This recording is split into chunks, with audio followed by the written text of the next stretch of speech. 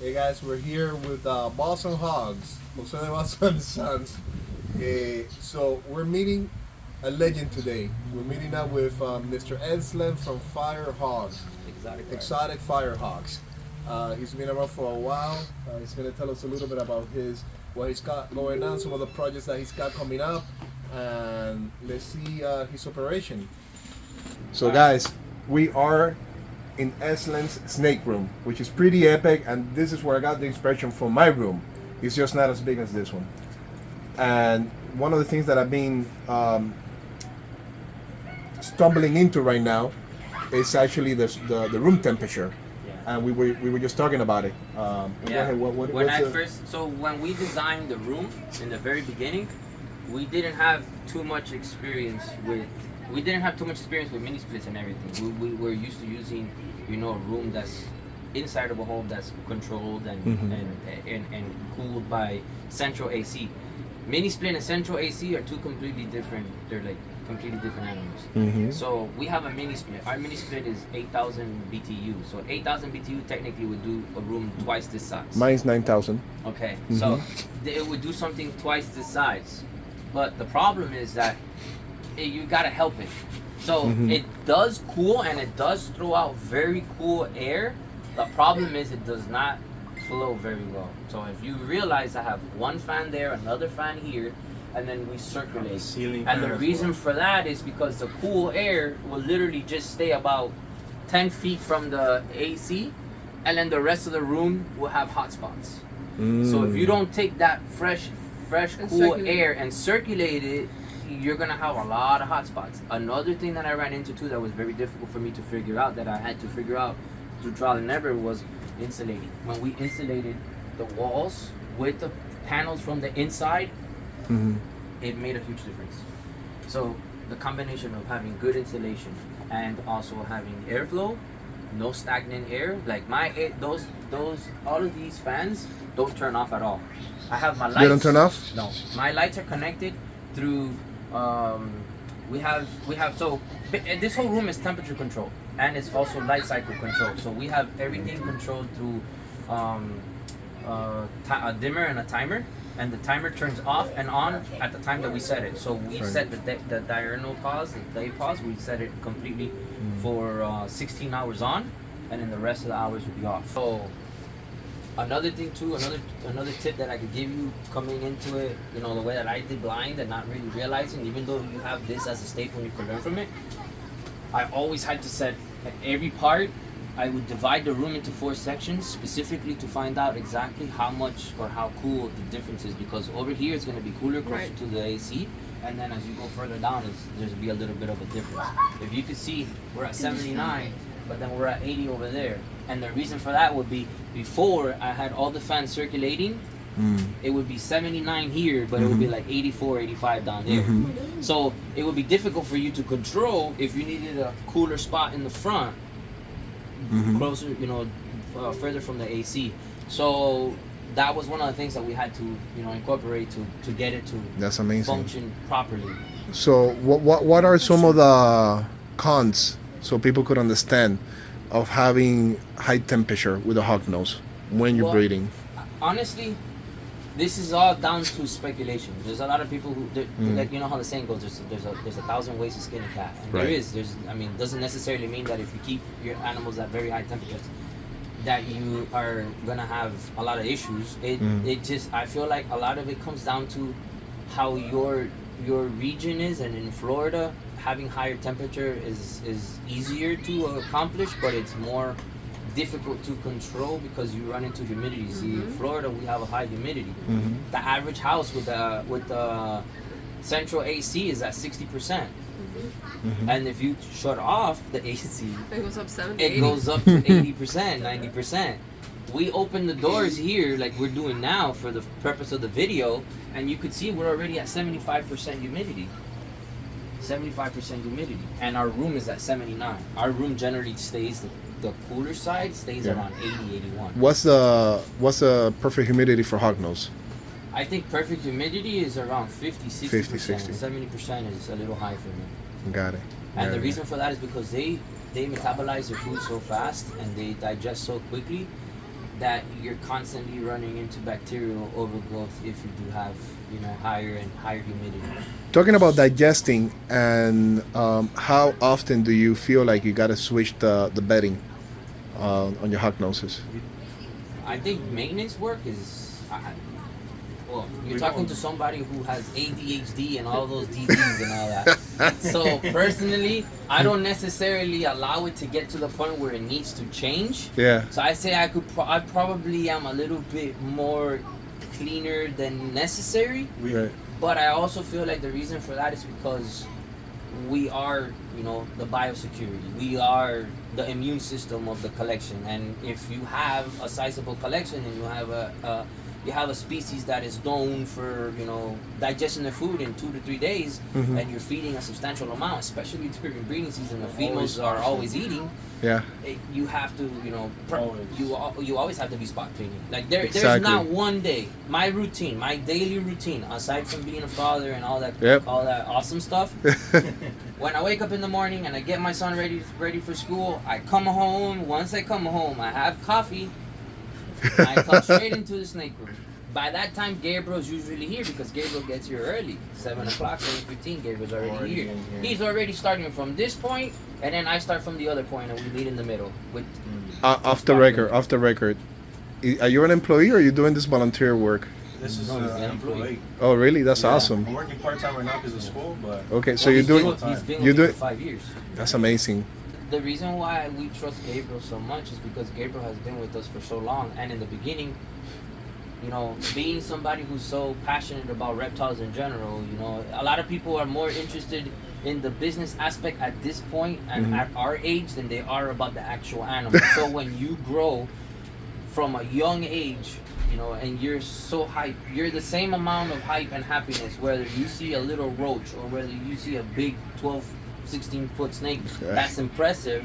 You know that person has the passion, Right. the one that we talk about. That passion you have to feed it. And when we took on Gabriel, it started as a regular sale.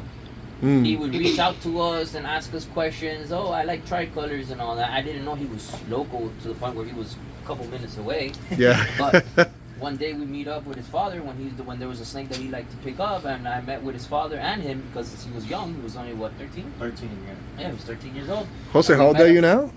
12. 12, yes, you're right around that age.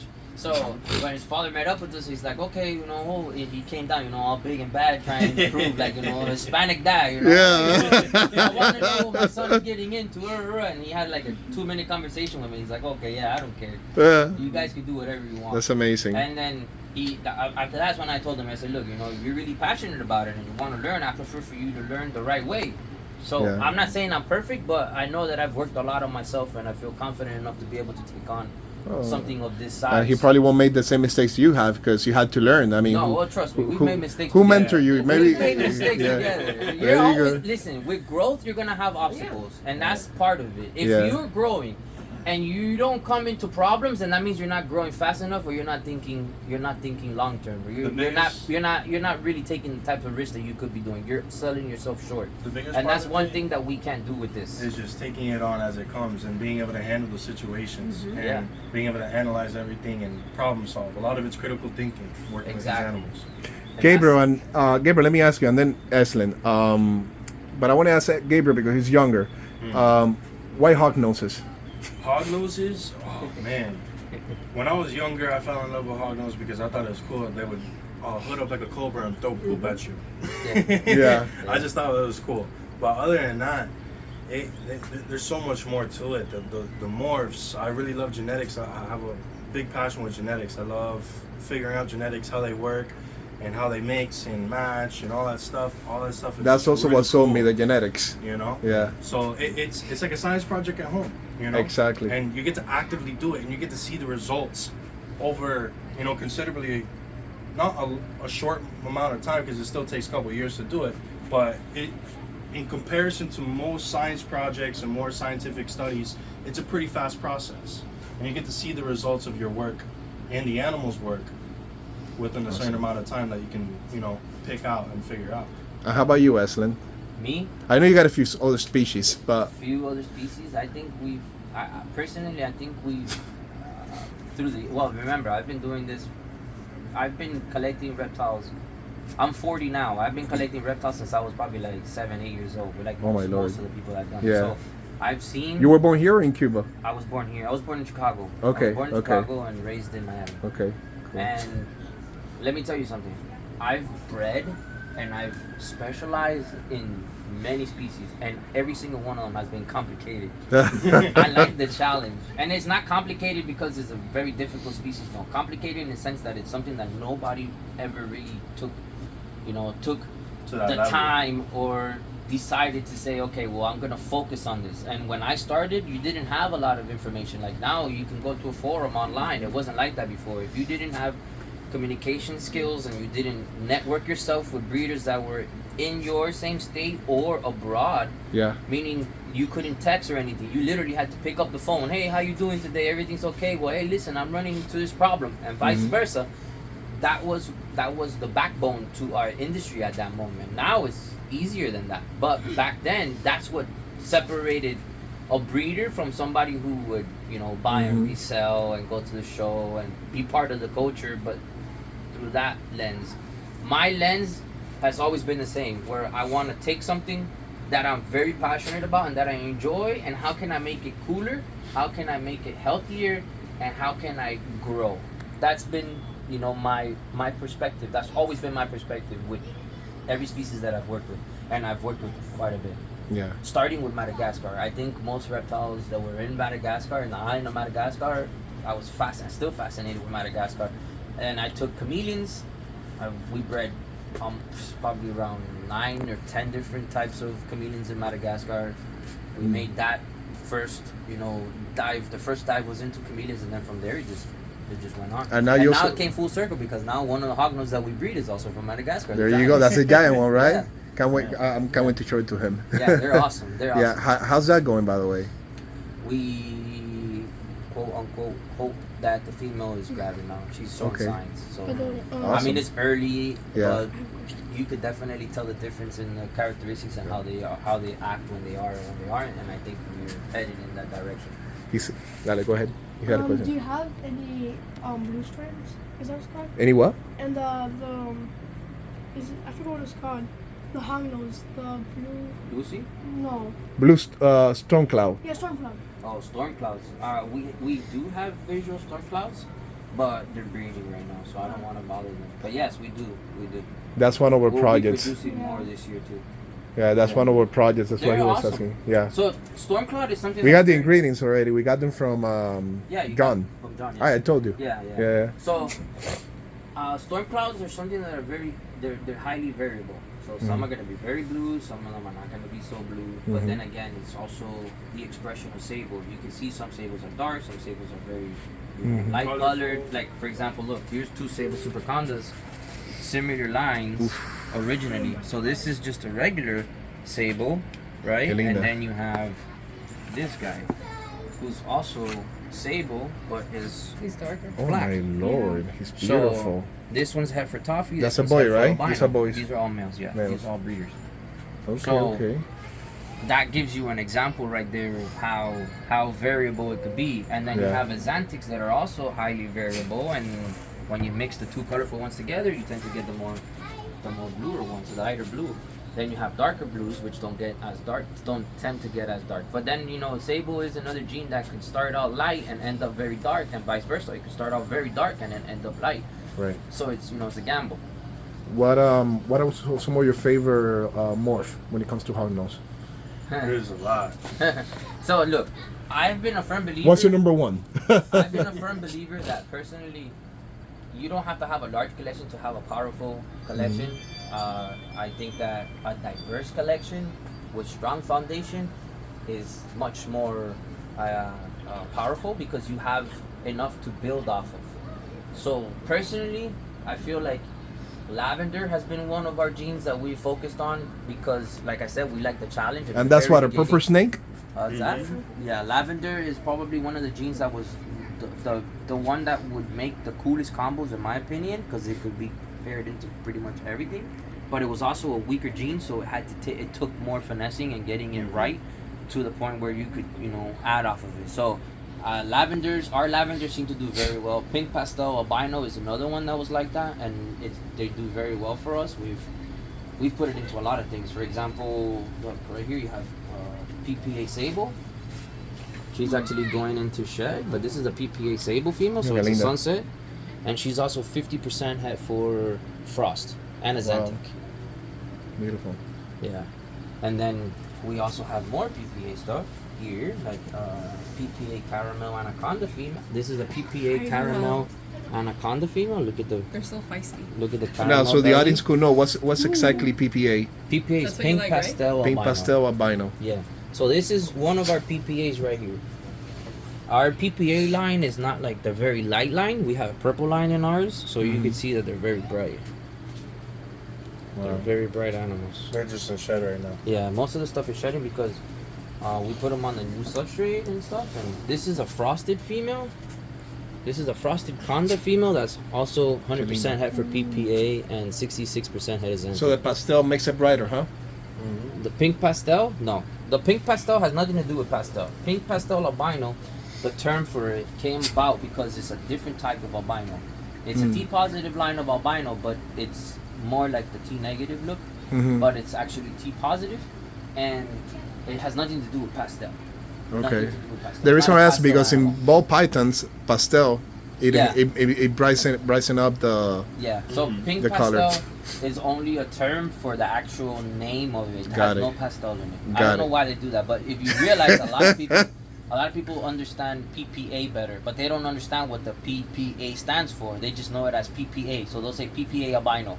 And it's not PPA albino, it's pink pastel albino. Right. But they add the albino in the end because it looks like an albino. Makes And sense. So that's why they do it. Awesome. So I know this is probably one of the ones that you're chasing. This is probably one of the ones that you're after and that you like. Oh my gosh, is that the boy? No, this is that's a girl. female. This is the That's the Does one it you. have tangerine in the name anywhere? No, this is sable lavender albino. That's Super probably conda. the most beautiful That's beautiful. hognose I've Yeah. ever seen. It's a purple snake. Yeah, What is that again? The Super conda. Super Sable. conda sable lavender. Beautiful. 66% het albino. They call the combo purple people eater. Yeah, That's that's why for the South American. that was for the original that didn't have any conda or super conda in it. And this is what again? That's love the how they triple flatten vision, their which heads is and they what hiss. has albino. So it's sable They lavender have so much albino. personality. Saber lavender albino. Wow. Yeah. Beautiful, Look at man. That's exactly.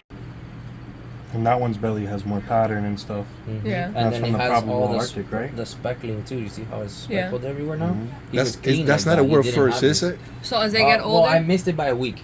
Oh man. We should have had those last year, but we didn't get them last year because we had the. He missed issue world with the- first by a week, babe. Yeah, world's first by a week. Yeah. This is what I find interesting. and she's doing that towards the other one. No, she's just. doing that. Oh, she's just feisty. Yeah, she's just like that. But what I find interesting is the fact that she has solid eyes. They're not red. Like an Arctic, huh? Yeah, they're not red. Wait. His eyes are more red. Yeah, because she it's got has the purple albino. eyes. So She you think has that's from the purple Arctic? eyes. Could be. I feel like they're two different snakes. I Yeah. feel like they're two different snakes. I feel like this guy, ever since he was little, I felt like he had Arctic in him. And if I were to look at these two snakes, knowing how they Yeah, were but when this they one were looks at the like same because size, of the eyes, it looks like it's got Arctic too. I feel like they're different snakes. To get that one again? This is PPA, Caramel, Evans Hypo, and Anaconda, and he's also 66% het for Azantic. Beautiful. And then if you want to see what PPA Azantic, PPS Antic Anaconda. yes, Guys, that's pink pastel she's about albino. to eat me. Yeah. She's gonna eat me. Does it hurt when they bite? No, not really. Oh no! Yeah, That is so cool. it's a sensitive spot too. How do you? All right, so this PPA PPA Azantic Azantic Anaconda. just beat Eslin, and he's going to demonstrate how to remove it From the top, So no? you go right here where the from the Where the nostril is? from the nostril is. Yeah. Pull up. yeah, that's it. But That's she it. just like injected No. themselves. So there's something.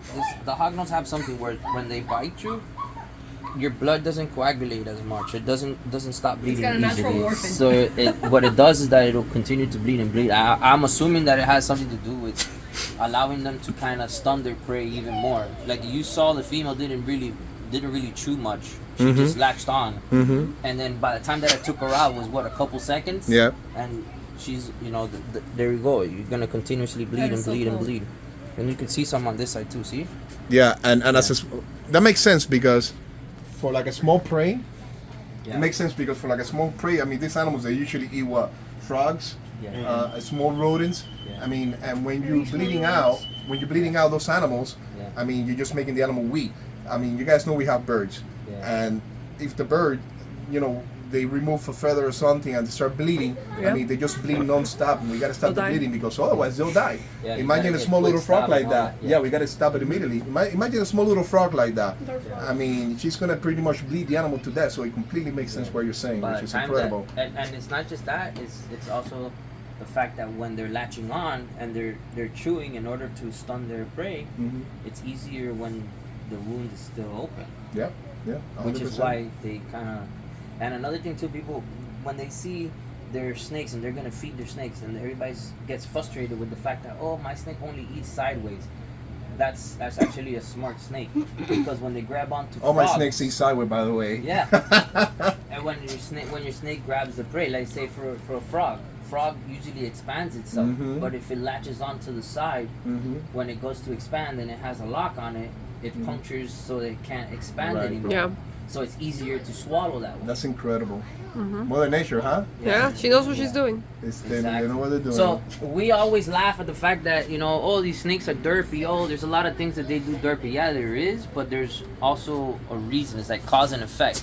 There's a reason why they have those little quirks and attitude little things that we learn to love, which makes them what they are, so popular. the drama But queens. There's an actual reason for it. A lot of times we don't realize it at the moment because we're looking at it from a keeper's perspective. But when you really narrow it down and you look at the anatomy of the snake and you look at where it's from And their natural and habitat. how they do things and what they have to face, you realize, It's a deterrent. yeah. It's a deterrent. And we have prelay. So every bin gets put. So see right here, this one's paired up. So all the ones that are paired up, they have this on, so we know. So every time that you see this here, there's gonna be a male to match. Got it. That's amazing. There's branches and all that in this one. Yeah, yeah. And Oh, what wow. we did was, we did it with the coco core that we have, Coco core. and then we just And did sand? the same thing. Yeah, Beautiful. 60-40, 60% sand, 40% coco core. And there's no. Do you wet the coco core or no? Yeah, you gotta, cause we get the brick, we get the. So you 5 wet. pound You get it. brick. Okay, so you wet it to bring it apart. Correct. And then- it's called constituted. We constitute it to make it nice and fluffy, and then we add the sand. 60-40. Beautiful. Beautiful, beautiful. Yeah. We're gonna be making that with the snakes we got from John Han. We got the ingredients for it. Like light the background color is. It's His not eyes are your black, no? Yeah, his eyes are solid. They're black eyes, which people don't. They didn't believe me when I showed them that he has pretty much black eyes. He's beautiful, man. Yeah, and then the belly is checkered, which is lemon ghost. That's Yeah. what the lemon ghost do. His background is super light. Let me see if I have another lavender here. Between line breeding and inbreeding. So line breeding is when you start with a small circle of animals, let's say unrelated, 1.2, and then you breed those. You breed them together. You pick out the nicest ones, that like the nicest male from one male and one female, and then you pick a nicest female from another male and female. That's line breeding. Inbreeding is when you take those same babies and you breed it back to the parents, and then you take those babies and then you breed it back to each other, and then you keep going. That's what people do to inbreed. That's inbreeding. It happens in dogs. It happens in horses. It happens in mammals all the time. The problem Good is, for defense. some reason, hognose don't do well with inbreeding. And that's the reason why sometimes certain genes that are popular in the very beginning, Like after lavender? 2 generations, 3 generations, they're very weak because the original person or the small circle of people who could afford it or got into the gene in the very beginning produced as many visuals as possible. And that's why you ended up with, weak stuff like the pink pastels and all that other stuff. Finish thing with the lemon ghost again. I'm sorry. Well, the percentages is based on how the breeding was. So if you breed a lemon ghost to a lemon ghost that is lemon ghost, then the purity of the lemon ghost is higher. If you breed a lemon ghost to something that isn't a lemon ghost, then it really isn't a lemon ghost anymore. Even if the babies seem yellow or green, technically it's not really a lemon ghost, or it would be considered a very low percentage. Right. Can you explain to the audience what the Evan hypo does to the gene? So Evan Hypo is a recessive trait. It's also a T positive recessive trait. You can compare it to Toffee Belly, but the difference between Evan's Hypo and Toffee Belly is Toffee Belly has paradoxing on the belly, and it does have lighter eyes. Evan's Hypo doesn't have the light eyes. They have a little bit of a more darker eyes. The belly can be almost the same color as Toffee Belly for some, but they don't have any paradoxing, so they don't have any black spots anywhere. They're very clean, and in my opinion, they look a lot better, and for me, they've been a little bit more robust when it comes to making other color combos. So that's why we work so much with the Frost, which is caramel and Evan's Hypo, and that's why we add that to a lot of our other genes that we work with. Tail to determine if the snake is breedable or not. Yeah. What exactly do you look at the tail? So you can tell when a male's mature. When a male's mature, you can tell by the length of the tail and the thickness of the base of the tail. So that would be considered where he's pretty much mature. So immature A males, snake their tail that is big- thinner. Yes. Got it. It's more of a baby tail. The baby tail. Got it. Let me show you what a baby tail looks like. Like for Got instance, it. so this is a baby right here. This is more like a teenager. If you see the baby tail. So when you look at him, remember you gotta kind of look at the size comparison of the whole body. But if you look at that, you can see where he's much more mature. So this would be like your teenager, and then that's your juvenile Toddler. baby. Got super Arctic albino. Super Congo. That was beautiful, man. Call them super daddies. Yeah. That's a whole back. No, of these guys, the Lucy's, the leucistics. Now, at what age do you breed the male? How many grams? How many grams? Oh, that's another misconception with snakes. Hognose don't necessarily grow all to the same size. They're like humans. You have a mom and a dad and have 4 brothers and sisters, and they're all different sizes and shapes. So genetically, there's no real control over that, but you do tend to work a little bit more where you want the bigger females to lay, but there's also a cap in my opinion. So for males, I would say 40 grams is probably the leanest, but then some males won't grow that big. So you have an idea of maturity based on about a year's range. If in a year, feeding adequate size and appropriate size and frequency, you should get a male up to about, I would say, 70% of his size. And the female? I would say female, the smallest that we've bred was a 5-year-old female who was 120 grams. And she laid 3 clutches. Wow. Yeah, back to back to back. And she bounced back better than 300 gram female that only laid 1 clutch. That's incredible. So I feel like it's maturity more than anything. A smaller female doesn't necessarily mean that she's not going to produce as much. It just means that she's probably not going to lay as much, but she will give you frequency and also bounce back. Well, And you also got to factor into that the average keeper tends to overfeed their snakes. They think that, obesity, well, what really is obesity, and a bigger snake tends to be better because they're going to lay more because they can handle more, but in reality it's not. It's the fact that they have more stored fat, they have liver disease and all that, which in fact turns into a higher risk and likelihood of them not producing well. Awesome. What's T positive again, so the audience could actually... So T negative is a negative form of Tyrannese. Tyrannese is the pigment of the albinos. Albino, T negative albino is always the very bright with the red ruby eyes, which for some reason not a lot of people are into because it makes them feel like, devilish, or it makes them like, demon-like. Stereotype. Yeah, of course. Then you have the T positive forms. T positive are still an albino, but they're positive, so meaning their eyes are more of a caramel look. It's not bright red, or it could be very light. In this case, the eyes are dark on this one because he has 2 forms of T positives, which is caramel and Evans hypo. But if you see, there is no black pigment. If you look closely, it's not black, it's purple. It's a purple look, and that purple is because of because it's still albino. Got it.